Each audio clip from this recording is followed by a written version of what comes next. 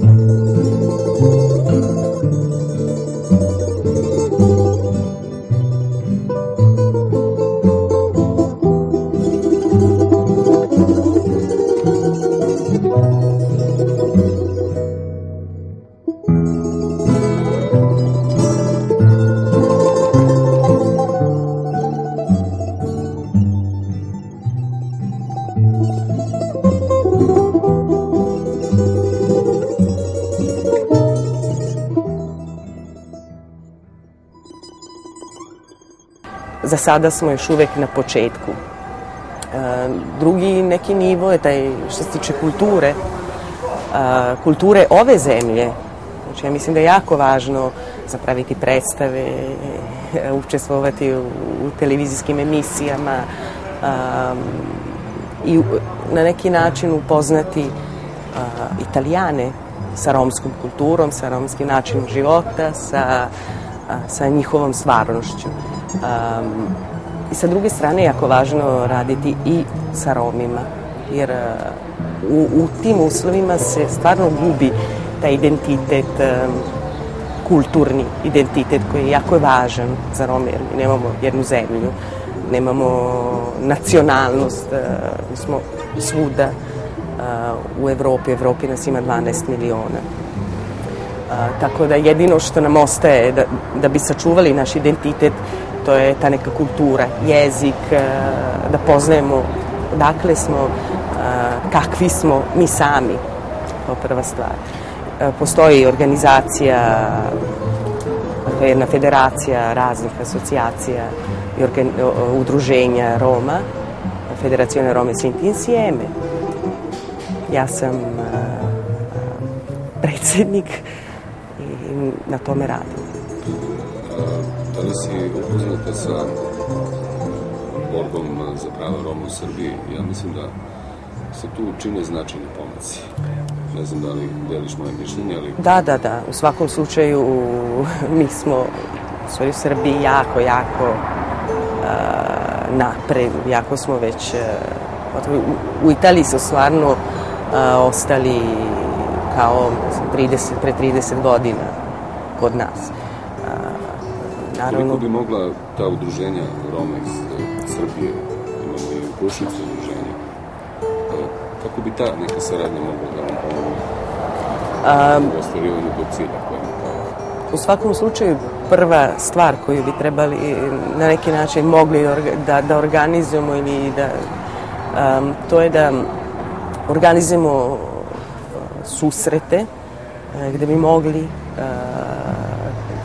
ta neka udruženja, naša udruženja koje su već napred i već na neki način otvorili put, da nam ispričaju kako su uspeli da se organizuju sami, jer mi se imamo jako velikih problema da se auto-organizujemo, da se sami organizujemo.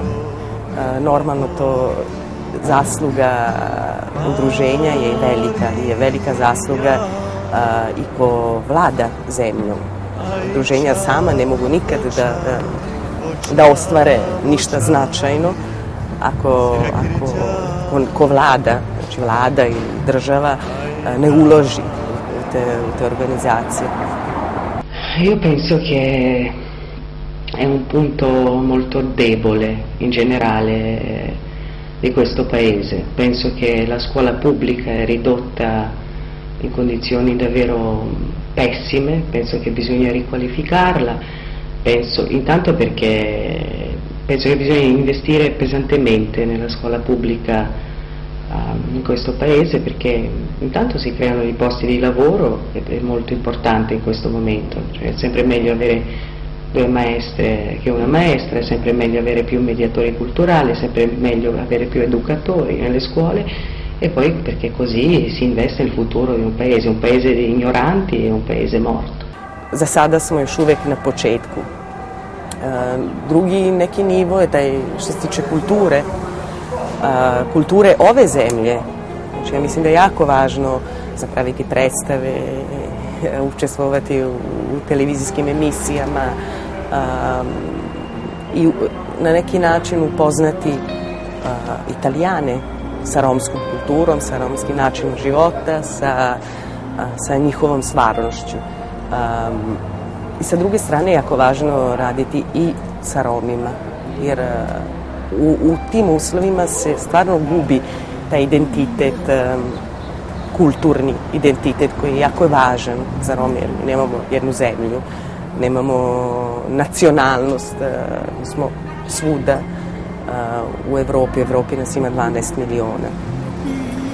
Tako da jedino što nam ostaje da bi sačuvali naš identitet, to je ta neka kultura, jezik, da poznajemo odakle smo, kakvi smo mi sami, kao prva stvar.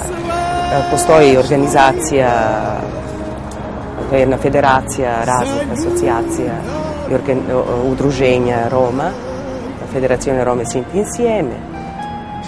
Ja sam predsjednik i na tome radim. Da li si upoznata sa borbom za prava Roma u Srbiji? Ja mislim da se tu čine značajni pomaci. Ne znam da li deliš moje mišljenje, ali... Da. U svakom slučaju mi smo u Srbiji jako napred, jako smo već... U Italiji su stvarno ostali kao pre 30 godina kod nas. Koliko bi mogla ta udruženja Roma iz Srbije upušiti? Kako bi ta neka saradnja mogla da nam pomoći ostvarivanju do cilja?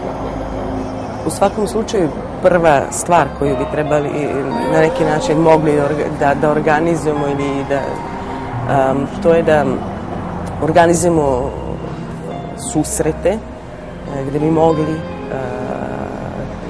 ta neka udruženja, naša udruženja koje su već napred i već na neki način otvorili put, da nam ispričaju kako su uspeli da se organizuju sami, jer mi se imamo jako velikih problema da se auto-organizujemo, da se sami organizujemo.